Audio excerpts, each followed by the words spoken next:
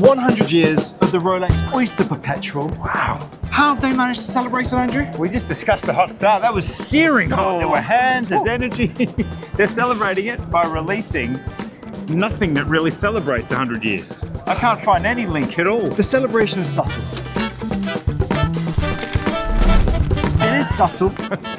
And you've got to look for it. It makes you hunt for it. It makes you want it even more. I'm still digging. Yeah, we are. But look, we've just come out of this massive Rolex booth behind us. Let me be 17, literally just come out. We actually just walked out and walked to here. Yeah, we had the camera and light ready to go. Yeah. And so we're going to quickly run through what Rolex is releasing this year at Watches and Wonders. They've got a few colourful dials, some stone dials, which I think are really exciting.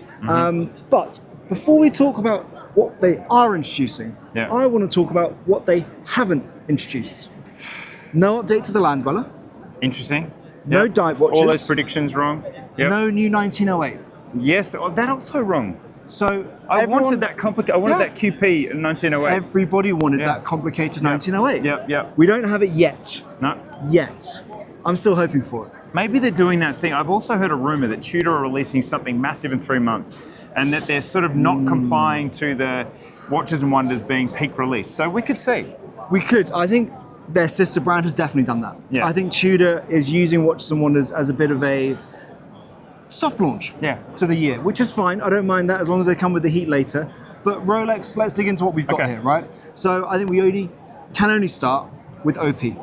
Yes. We've got 2 new OP models that are of significance, really 4. But let's talk about 2 to start with. The new is the one that I actually prefer. Okay. The motif dial. Yeah. Okay. I like that one a lot. I don't know what do you think? That makes one of us. Yeah. Go on then. It just in case you had amnesia and forgot what the brand of your watch was, there's about 75 reminders on the dial. It actually made me crave the celebration dial. I remember standing here. Actually, we're just sitting over there, Alex. Sitting there with George and Adrian, just tearing our hair out, saying, "What has happened this year? What is Rolex doing?" And I just really love it now. So maybe in a few years I'll love the motif dial, but for now it really just makes me miss the celebration dial when there was color without like 75 brand marks. Well, look, this is the anti-quiet luxury watch from Rolex, right? But to create that dial, that is 12 separate pad printing processes. To make one dial takes 7 days. Okay. So it's not just they've Does that change slapped anything it on for there. you? I don't know. Does that make you? Does that forgive the fact that there are 75 logos? I don't know. I appreciate the craft. Yeah. But don't like the watch. That's fair enough. Okay. So how do you feel about the other one? There's Rolesor. There's 2 others, 2 other OPs. There's the blue dial and the Well, no, the Rolesor one. too big. So it comes in 3 sizes. Okay. So it does the one also I come in tried was the 36. 41. Yes. And the gold bezel, it makes it look enormous. In a smaller size, it could lock up, but I love the combination of rose gold and grey. If you know anything about me, I've got multiple watches that play off the rose gold and grey. So I like it. I like the green logo, but the 41 OP is too big, so I kind of couldn't look past that in the meeting. I need to try the 36 one as well. I'm with you on that. I think that it's a vast of a dial on there. Yes, it is. And the bezel just looks enormous. It's sort of this big rounded... The sunray finish doesn't help that either. I think that makes the light really scatter on it, so it adds dimension to the dial, which doesn't need. It was funny. It was a little bit like Goldilocks, but everything was just a bit off today. Because we then tried on the rose gold, or what do we call it, Everose. The Everose OP with the blue lacquer dial. Was that 32? No, that was a 34. 34. Yeah. So it was nearly right in 34. And it's a beautiful, what is it, navy blue. The blue lacquer dial. Blue lacquer dial, Everose, and then there's these little Hermit, what's it called? No, it was beginning with a D, and I can't remember the name of the... Dermatite, or something like that. Dermatitis, no. No, Russell made terrible jokes in there, which are continuing to out here. Sorry. That has huge potential because it has really subtle stone indices. 3, 6, and 9. And then the combination of Everose with that really deep lacquer dial, that also has potential. But again, I'm putting that on, that's too small. I put on the other one, it was too big. Yeah. It wasn't fitting, but potential there, and that's the OPs, done. That's the OP. So I'm going to go now to what I think is perhaps the hottest of the launches. Don't you steal my thunder, man. Don't you do that. Don't you ombre me. No, I'm not doing the ombre. I'm not doing the ombre. I'm not doing the ombre. Yeah. I'm going with that new Daytona. Okay. The You can have Rolesium Daytona with Yeah. a white Grand Feu enamel dial. I'm getting flashbacks of the white Dial Speedy. Yes. This. It's so milky and sort of, how do I say this? It's got an opaline, a really sort of, Pillowy. yeah. Your eyes, it feels like there's almost like a texture to it. How do I say this? It's like do you know what I'm saying? I do. When you can feel how it would feel. Yeah. There is a real tactile sense to Yeah. that dial that is, again, you don't get it when you see the press imagery. So when I saw that image come through at midnight last night, Yeah. a bit bleary-eyed, Yeah. but I didn't really get this watch. Now I've held it.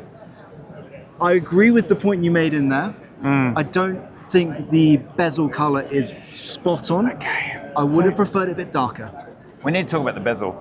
Yeah. It's anthracite. Like, it's a grey and it's the shiniest ceramic you could possibly imagine. So as you twist it, you can't actually ever get it to all be one color. There's always dancing shafts of about. it dancing Yeah, around, yeah. and it really reminds me of the grey side of the moon, Omega, which is a random reference, but that was grey ceramic, also shiny, and it has that look. Yeah, it does. You're right. And that with the milky dial, it's an odd watch. And because there's no contrast in the subdials, it's basically just a white dial with framed subdials. Yeah. It's almost like an albino feel. It is, but I quite like the non-contrast, the monochromatic dial, because to me that throws it back to the pre-Daytona era Yeah. of watches, and those to me, they're my favorite Rolex chronographs. Yeah. It's that pre-Daytona era when Yes. the Yeah, I know the tachymeter ones. wasn't on the bezel. Yeah.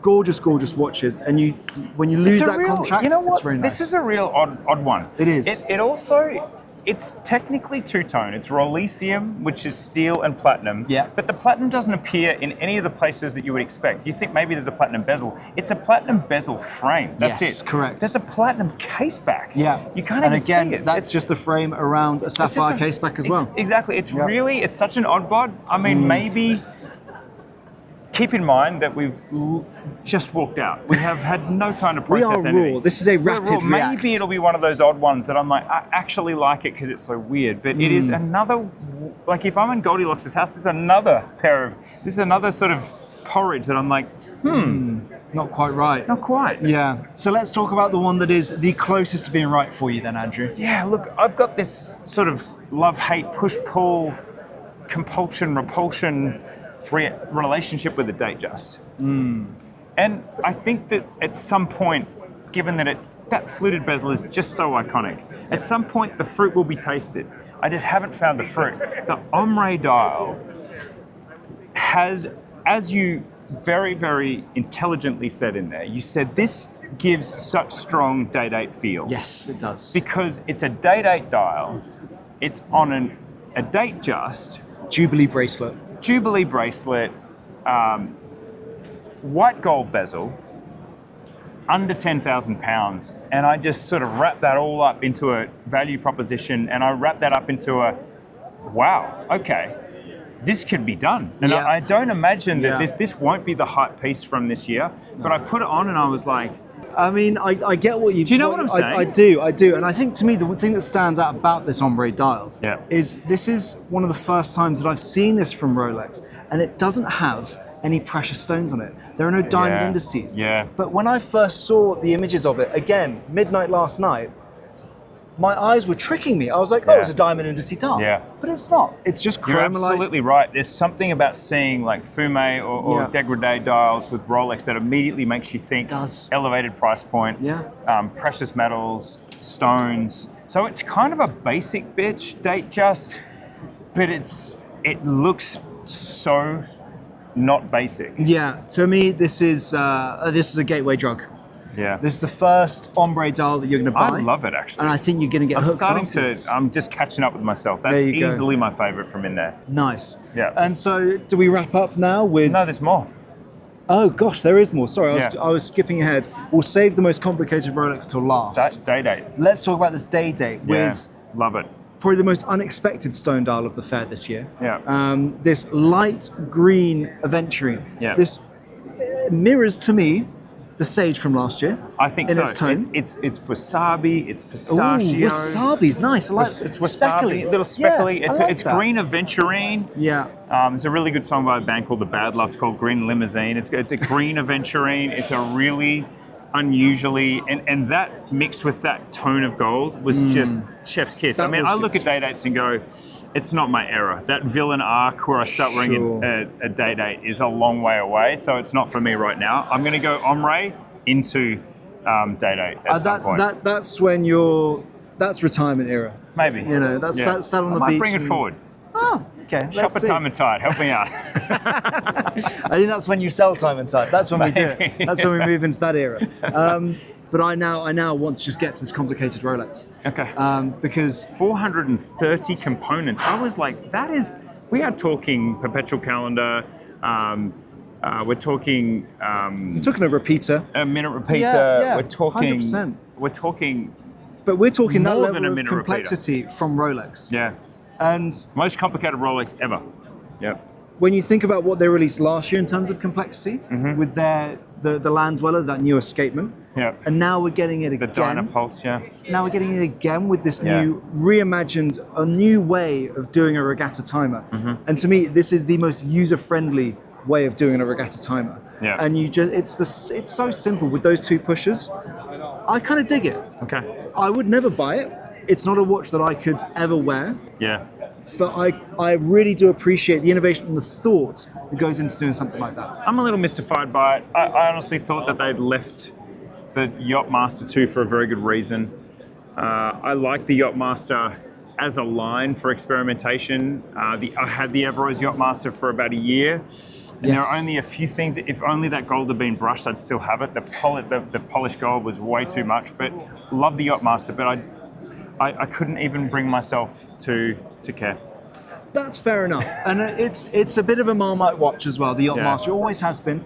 But as I was saying 10 minutes ago in our appointment, it's a niche watch. It's a very niche use case. And in some ways, if you want a big, bold Rolex that's not going to cost you big money, this is actually still kind of the one. If you're someone that just truly wants to show that you've got a Rolex on the wrist, but don't want to be weighed down by DDS or even a deep sea, or even a sea dweller, this is an ergonomic big Rolex. So it is. Maybe that's for you. Yeah, I dig it, but again, this is a Marmite watch that you guys will have lots of opinions on down in those comments. It's been a huge day. It has been a big day. I want to hear from you.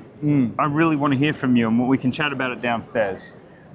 What would you buy out of this year? Would you line up for anything? The narrative has been with Rolex at retail, they are more available in the last 12 months. Yeah, true. than So in the last maybe there's 5 a years. shot. That's fine. See you in the comments. Yeah, absolutely, guys. Onwards and upwards, Russ. Let's go. Go.